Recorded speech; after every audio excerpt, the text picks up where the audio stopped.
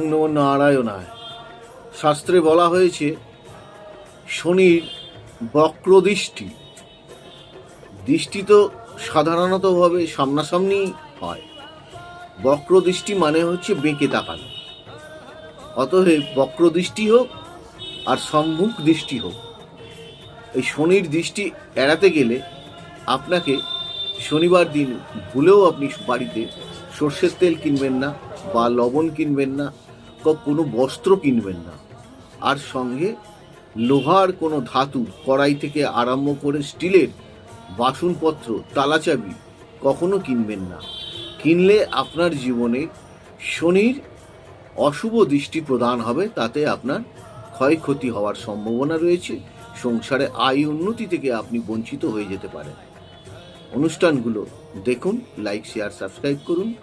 সকলে ভালো থাকুন। নমস্কার।